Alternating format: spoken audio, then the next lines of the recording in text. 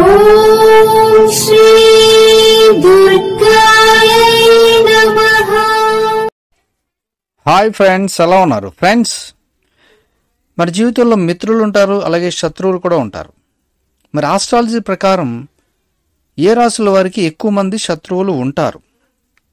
ఇది ఆస్ట్రాలజీ ప్రకారమే చెప్పబడుతుంది. మరి రాశి ఫలాలు చాలామంది ఫాలో అవుతూ ఉంటారు. ముఖ్యంగా వాళ్ళకి మాత్రమే నమ్మి ఫాలో అయ్యే వాళ్ళకి మాత్రమే, నమ్మకం లేని వాళ్ళకైతే కాదు.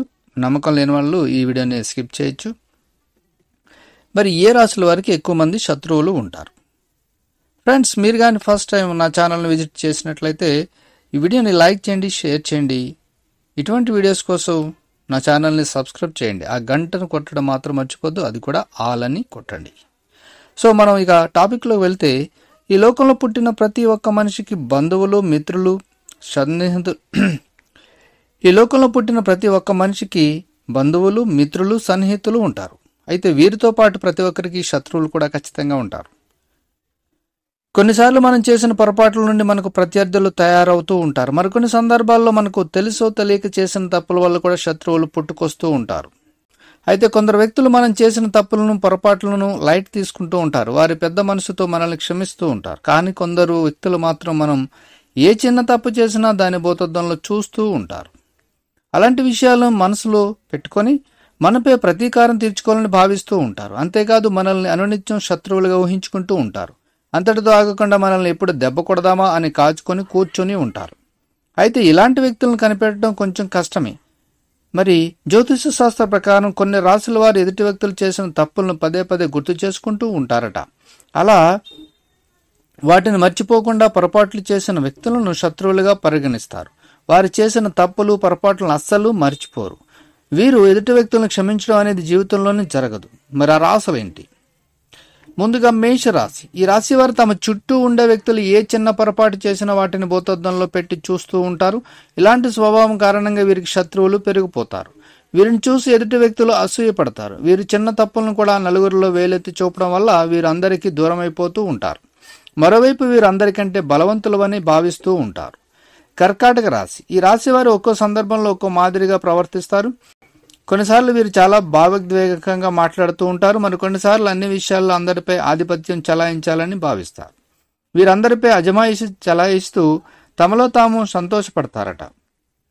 వీరికి కూడా శత్రువులు క్రమంగా పెరిగిపోతూ ఉంటారు. ఇక సింహరాశి. సింహరాశి వారు సాధారణంగా చాలా స్ట్రాంగ్గా ఉంటారు. వీరు కొత్త వ్యక్తులను సులభంగా నమ్ముతూ ఉంటారు. అయితే వీరిని ఎవరైనా మోసం చేసినా లేదా వీరి విషయంలో ఏదైనా తప్పు జరిగినా వీరు అస్సలు తట్టుకోలేరు. అంతేకాదు అలాంటి వారిని జీవితంలో అస్సలు క్షమించరు. అలాంటి వ్యక్తులపై ద్వేషం పెంచుకుంటారు. వారిపై ప్రతీకారం కూడా తీర్చుకోవాలని ప్రయత్నిస్తారు. ఇలా వీరు కూడా తమ శత్రువులను పెంచుకుంటూ పోతారు. ఇక ధనుసు రాశి. ధనుసు రాశి వారు ఎక్కువగా ప్రతికూల ఆలోచనలు చేస్తూ ఉంటారు.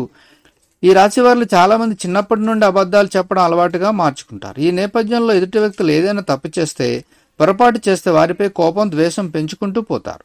వారిని ఎప్పుడెప్పుడు దెబ్బ కొడదామా అని భావిస్తూ ఉంటారు. అయితే అలా అందరికీ వ్యతిరేకంగా ఆలోచిస్తూ చివరికి వీరి జీవితాన్ని చేతులారా చెడగొట్టుకుంటూ ఉంటారు.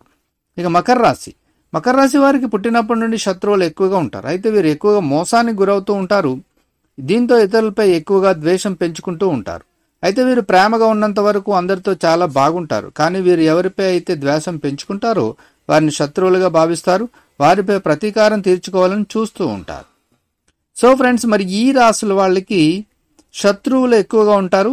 ఎందుకంటే వారి తత్వాన్ని బట్టి, లేదంటే ఆస్ట్రాలజీ ప్రకారం వాళ్ళ మనస్తత్వాన్ని బట్టి వారి జీవితంలో శత్రువులు పెరిగే సూచనలు ఎక్కువగా ఉంటాయి.